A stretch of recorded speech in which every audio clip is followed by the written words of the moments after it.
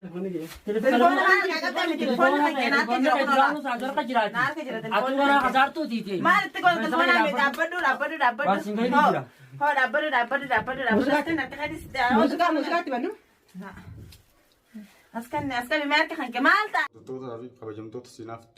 yookiin boonsaatu jalatti argamtan shamarka kun akkam nagaa fayyaasin jenna kunoga barbaachisee furra takka gatteenyeen beenu ilaarra deemetu musee barbaadu jirra edaa sagasee fu agarutti yookiin maarra geessan jettanii isillee waan cinqamaa nu eedaniif yaada jawra kaanee sagasee fu harkutti viidiyoo isin maru jennee jirra akkuma jenne sanitti kun ijoolleen kunis saayibboottan kiyya saayibboottan seefuuti na biratti argamanii akkana seefuun dhabamuusaa itti meetiin kalee galgala isaanis na bira dhufanii jaa galatoomanii saartuun kun akkuma seefuu siirii itti gootee dhamaastee fuutetti arraan tana Siri itti gootee sandaran gurbaa maraachitee gurbaan if kuban qabu nafuutu malee jetteeni aruuza akka waan aruuza godhu gurbaan giddiin qallabatii harka kannite nakkaayyadhu nafuudhi jettiin qallabatii sanuu bakka itti kaa'uun beeku nama bira daddaabbatetti akkanatti hakkaa gurbaan isaan immoo dabarsanii asikkaa eeyyaniin giddiidhaan namni kamiin nama fuudhame giddiidhaan nama dhamaas fakkeenya gurbaa kanarra dhamaaste akkana goote akkasii fuudhu goote fakkeenya aruuza hojii godhatte Siriin tun ilaa macarasatti irra teessimu irraa hikti boote wanni na dhibe bichaan kana kayaadanatti Inshallah ijoolleen tunis ni baafna seefuu jettee na hojii argamti har'aan tana takkanaati miyaada isaan illee dhageessanii isin jaalisi. Okay, assalamu alaikum warahmatullahi wabarakatuh. Hordoftoota daawwattoota Boonsaatu yookiin siiraaf tuqnata. Okay, boonsaatu jira jirtu isin jechaadha. Ani firoo firishaatu bin jaama akkuma beetanii yeroo dabree ibsaa hojiiniin akkasitti viidiyoo ta'an keessatti bakka mashaakila godhu ture ammaan tana dhimma san bira dabree jechuudha. Boonsaa sababa seefuutiin jechuudha bira dhufee maali kan jaamu dirqama jechuudha waan takka jaalalaan malee hin ta'u akkanumatti jibbaa fi siriidhaan jaalaltii hin taatu dirqama jechuudha dirqamatti jechuudha jaalala qallabatii kasilaa inni fuudhee itti kaa'atu qabu yoo jaalala onnee isaarraa kan jaalatu jechuudha akkanatti achi kun hin taatu jechuudha namni bultiidhaaf deemu yoo wajjaalate qofa bultii wajjin deemti malee akkanumatti dirqiidhaan sirii nama godhanii nama dhamaasanii dirqii nama jaalachiisu hin jirtu jechuudha. Gamanumaanu saartuu waniin asiidhaamu siirii ati seefu gootee jechuudha. Hiikuu yoo taate niin beeka waa'ee siirii dhibbaa dhibbatti hin beeka namni hundinuu na beeka jechuudha.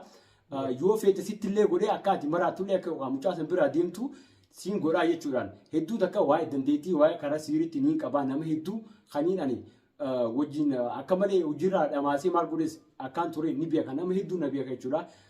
Jaalalaan malee dirqiidhaan qallabatii nama kaa'atu hin jirtu nuti seefuu akka jaalatu jibbitu akka seetetti jechuudha ni baafna humnaanis ni baafna ani jechuun nama hedduutu na beeka akkaan takkaa nama sodaadhee beekne abbaa fedhee bira nama rakkate bira niin dhaabbadhaa jechuudhaan. Saniifuu maal ni beektaa seefuu ati yoo gadhiisuu baatte jechuudha kabajaadhaan nuti immoo dirqiidhaan jaalatus jibbitus ni baafna. Baasna seefuu dhufnee baan akkana buquris irraa baafna qallabatii ati seefuudhaaf quba keessan obboleessa kee aanaadhaaf kaayif deebisi aanaadhaaf keessa argise. Namni obboleessa keetti si cinaa dhaabbatee asii kaayif maarree aruuza goonaa maalmaa jechuun keessan hedduu takka gartee miti nama gaddisiisa maaliif yoo jettee dirqamaan namni nama jaalatu jiru namuutu kafalatee dhufee biyya tana maali dirqiidhaan nama jaalatu wanni takka hin jirtu jechuudha. Ati immoo dirqiidhaan na jaaladhu na fuudhii onni jaamaa hin jirtu yoo sin jaalatin mucaan ganaa nama xiqqaadha nama fakkeenyaa fi seefuun jechuudha obboleessi boonsaadhaa nama ijoolleedha ganaa fuudha hin geenye nama biraa barbaadannu. Akkas abadaan sillee fuudhu seefuun machiitee waan dhaabbata. Yoo si fuudhallee jechuudha nuti guyyaa takka yoo ta'e jubbultee guyyaa lamaffaa mucaa si jalaa fuunaa jechuudha maaliif yoo ta'e nama bultiitee si wajjin karaa dheeraa wajjin dabarsuu dandeessu laaliitti itti heerume malee mucaa xiqqaa gartee ganaa jaalalaan beene qallabatii nama kaa'atuun beene dirqamaan qallabatii na kaadhu yoo ni jaamaa takka hin jiru.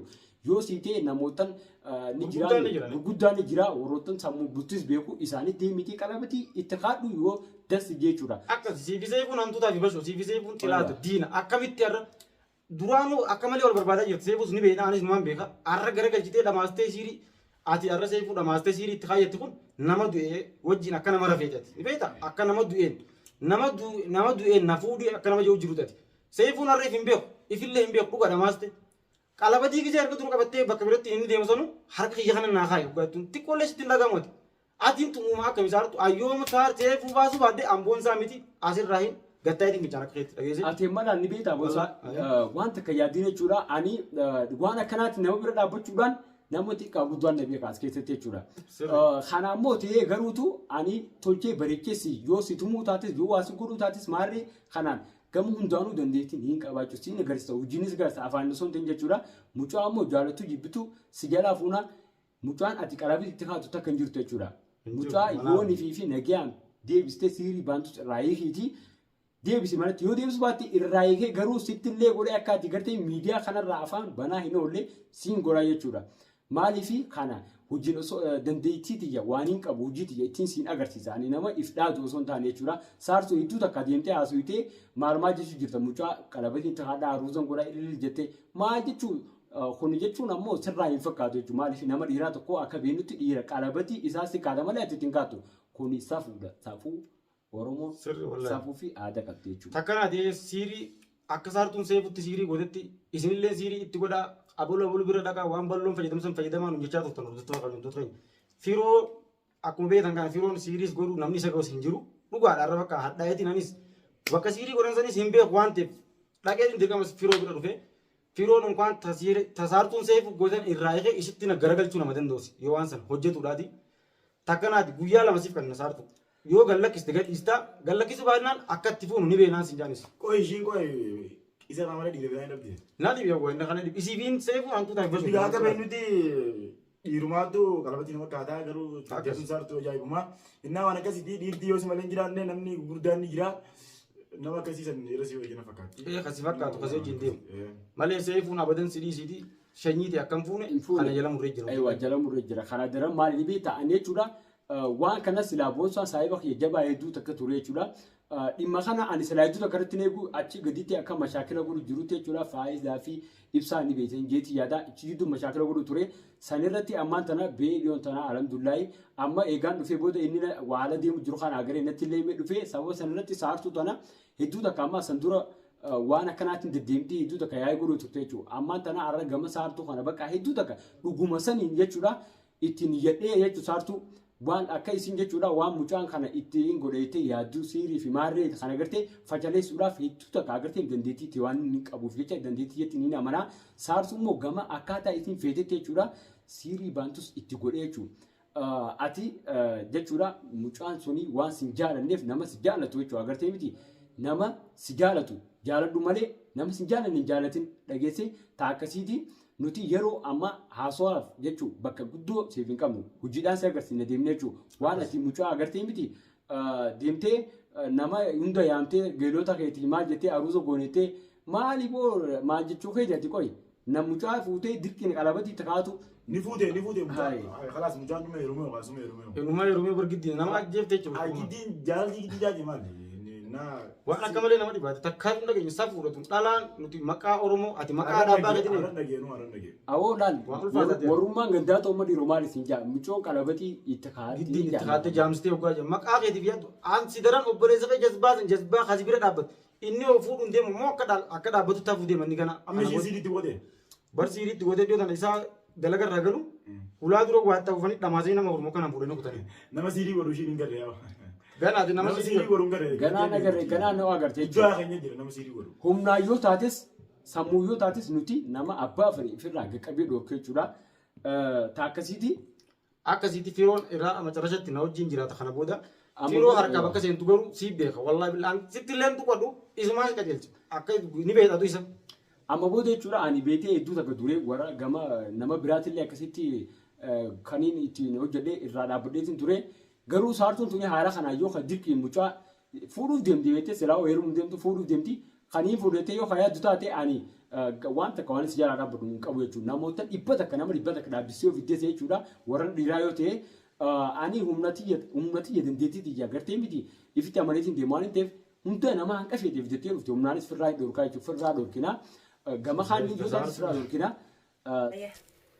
السلام عليكم ورحمة الله وبركاته خبجمتو تخيا فرتفتو تخيا ورين سارتوب جلت تركتم سلامتان تيت أن الرقات برتيسم برهاجي سن جاي سمرة أورمو هند الرجع وان أجائبة أدو جمتيستون قبل سنيدي بيه سيفو إذا في الجدة أمن سيسو تنجرجا نفوتو منفوتو أروز نافقوتو منانقوتو جئتين أمن سيسو جرا هدو تكا الرجع وان نين قولو ديمو حفلة غنيا قط أنا جدا ودا نسنجا همرتي اتخايتو في ولك كايتو يا أنا قرر akka ajaa'iba tolchinee bareechinee السلام عليكم ورحمة الله وبركاته. خواجة مطيب الدفتة خينيا جرة جرتو bagana bu'ee jannagaani. Viidiyoolee isin maruuf hin dhaqqabne yeroo nuuf hin geenye wali nuti itti jirulleen Saifuu Sartuu akka fuudhuuf mari'achiisuudha jirra, amansiisuudha jirra, amansiifnee kunoo ifa harkatti galchinee waa hunda keessaa ganna'inee waa hin deemuun san karaa Sartuu deebinee jirra, jaalatee jibbee karaa isaa fuudhufee jira, karaa Sartuudha kunoo arraan tana hablaa ajaa'iba isaarraa godhu isaaniif godhuudhaaf arra dhufnee dhufaanaatu haa isin hin jennu. Arra kunoo Saifuu akkuma agartan waan isa barbaachisu hunda walaa hamartiidha. Sartuutis kaachuuf deema, isin sitti kaachuuf deemti. Soddaa kiyya ta'uudhaaf deema. Ulee inni na tume sanilleen humaa soddaadha, humaa waa takka. Fudhadheetiin jira, akka soddatti ilaala, ifuma goyeetiif jira. Soddaa ta'anii jira sana booda osoo nifi jaalatan san dirqamaan soddaa kiyya ta'e. Maaliif san dura dheessaa ture, achi isaa ture ammaan tana harka kanneen jira jechuudha. Sartuu fuudhuudhaaf jechuudha. Jaalatee harka kannaa jaalatee akkanatti harka kannaa jaalatee. Dirqamaan harka kana siif deemu. Dirqamaan har'a kun amartiin teenyallee tana isatti hin kaa'u deemaa tana natti kaaya egaa kun olaanarra amartiin teenyallee tana oduu gammachiistu oduu ajaa'ibaa qabannee isinii dhufne.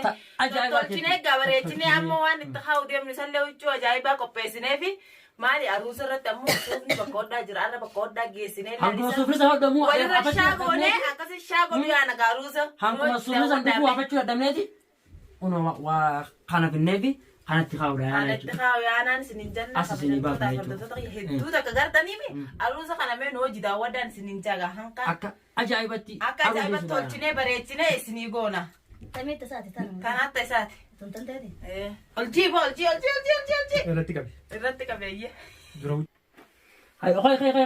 sirata sirata Rifeensa illee sirraa tolchina aruusa keetii waan obboleessa kiyya. aruusa sirata Gammachuu kana qoqqoblaa wantoota keenya waan biraa sitti fakkaatina gammachuu kana qoqqoblaa gammachuu Sartuu kana qoqqoblaa kunala rifeensa illee ala gammachuu ajaa'ibaa qabna gaa an obboleessi isiin hin jiraa fi rifeensa irraa hin tolchaa fi soddaa keenya qaqqaarii ni tolchelaa.